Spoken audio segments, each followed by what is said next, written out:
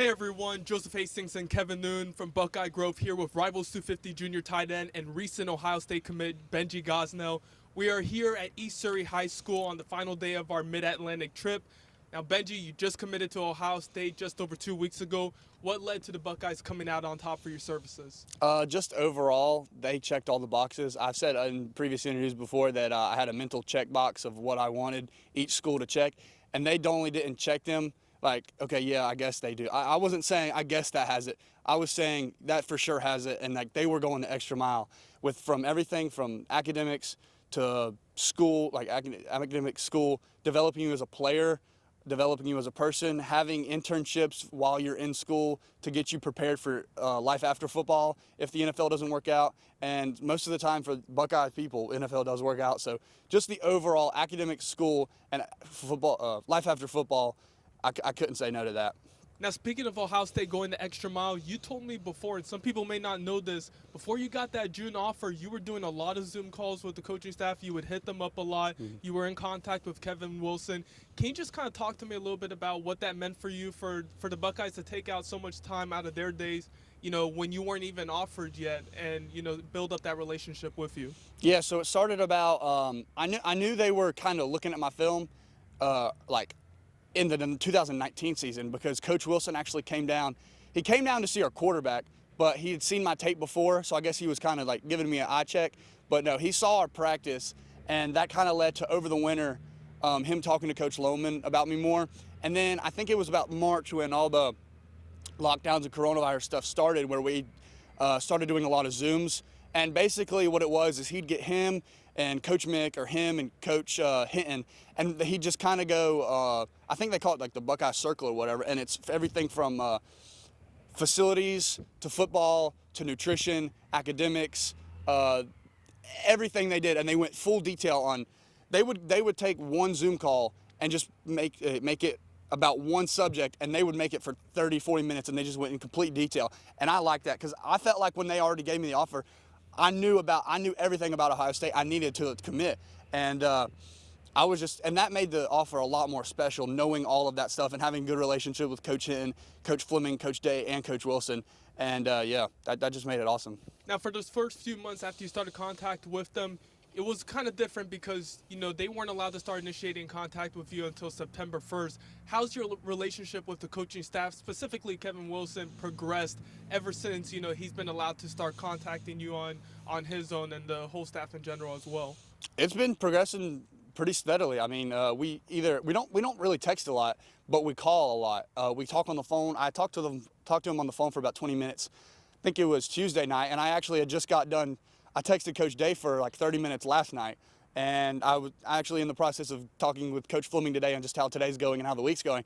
So I'm talking to them on a regular basis, and they've become like not just recruiting coaches and people, they've become friends and mentors, and I already feel like I'm one of their players right now, so it's been going awesome.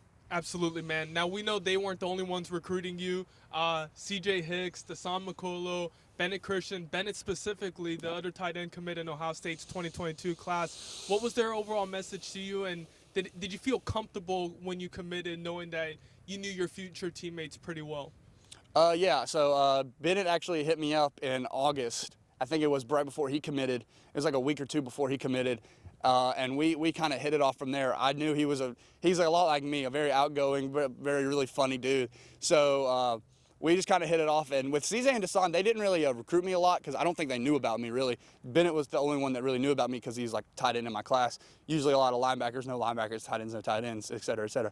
But once I kind of announced that I was committing, Dasan and CJ was like, oh, and they were really happy, and before I even announced it, I told them, so they were welcome. And no, I felt really comfortable with who my future teammates will be, and they're all really funny and really cool dudes. So.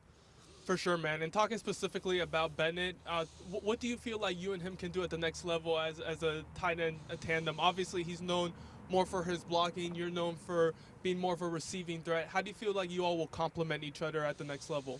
I feel like it'll be a lot like Luke Farrell and Jeremy Ruckert are now, and Jake and Joe Royer will be in maybe a year or whatever. But yeah, Bennett's really good at blocking. I'm good at receiving, and Bennett's not even bad at receiving. I've seen him run routes and stuff. He's a long dude. He has length, and he can get up there. And I've been working on my blocking a lot recently. But no, I think we'll be able to improve each other's games by how our games are different. And I think that'll really show in the game and in practice, and how we can use each other in the same set like they do Jeremy and Ruckert because of our skill sets. And I think that'll be a big impact when we get up there. Now, switching back over to what led to your commitment, we know that you haven't been able to take an unofficial visit to Ohio State as a result of the ongoing dead period. Even though you weren't able to, conduct a normal visit, you did do virtual tours. What made you feel comfortable on those type of trips, if you would call them, to commit to Ohio State without ever actually stepping foot on the campus? Yeah, well, like I said earlier, in the Zoom, they went into complete detail on every aspect of Ohio State with me. So I already felt like I knew about everything that I needed to know that I would get from an unofficial or even official visit. It was just a matter of seeing the campus. And I've obviously already seen I've seen the stadium in pictures, 103,000 people. That's crazy. And I'm not a big guy on like seeing how pretty trees are or whatever, but I know the campus is going to be beautiful. Bennett actually sent me he took a lot of videos when he went up there. So I saw it and I was like, dang, that's pretty cool. And so I already knew about everything about Ohio State that I really needed to know. I knew even more that I needed to know to commit. So it wasn't really about seeing the place for me. And when I do get to see the place, it'll just be icing on the cake. Speaking of which, there have been some whispers about a 2022 version of the Buckeye Bash that could take place in January. Can you elaborate a little bit on that? Are you hearing the same thing? Are you guys trying to plan a trip up there? I think they mentioned it. I don't know if they've gone any like details or specific dates. I think they said about maybe January, I guess, when most people's seasons are done. But I haven't really heard much about it. And if they did talk about it, I either didn't see it or wasn't in the group chat by then. But I think somebody mentioned it like 2 nights ago in the group chat, and I think they're trying to get it set up. And if they do, that'll be dope. So the overwhelming speculation and what we've heard from some of the commits is that there's a lot in store for the Buckeyes in the 2022 class. Now, I know you don't want to give away any names or ruin anybody's commitments, but how excited should Buckeye Nation be for what's upcoming for the program? I think it'll be pretty cool. I think they'll be excited with the kind of players we're bringing in and just the overall skill set. Like it's a wide variety of people we're bringing in. So I think someone. I'm not going to say that, but I think someone might be getting ready to. But, yeah, I guess we'll see in the near future. But I think they should be really excited. Switching gears, looking at Ohio State's season in general, they obviously had the Maryland game canceled, but they're 3-0, about to take on Indiana. What have you seen from the team that has really, kind of caught your attention and really, like, solidified your belief that you should have committed to Ohio State, which you did, reaffirmed your decision? What have you kind of seen from the program this year? For one, they obviously I've been looking at how they play with tight ends a lot, and they play 2 tight ends almost all the time. And if 2's not in, 1's going to be in 98% of the time. So that kind of is like, okay, yeah, that's definitely where I want to be, and that's where I want to be used as. Even if I'm just blocking, like, heck, I'm playing at a top 3 team in the nation school. That would be awesome. And the kind of passion they are playing with this season is kind of unmatched because of just what they went through with the Big Ten season being canceled and everything, and they working hard to get it back. And once they finally did get it back, they were like I said, they've been playing with more passion, I think, any team in the country, which is why they're probably going to win the national championship. All right, you just took away my next question, which was going to be that. But looking ahead at the future, have the 2022 commits, yourself included, talked with each other about how many championships you all want to win? What's the expectation for when you all get to Columbus in a couple of years? I mean, we want to win 4. I guess that's all the goal. And I feel like we can win 4. I mean, we're bringing in great players, and there's great players already at Ohio State, and there's no reason that Ohio State should stop being great once we get there. So, yeah, we want to win 4. Finally, as is customary with all our video interviews with commits, talk to me a little bit about what your message is to Buckeye Nation. What do you want to say to Ohio State's fan base?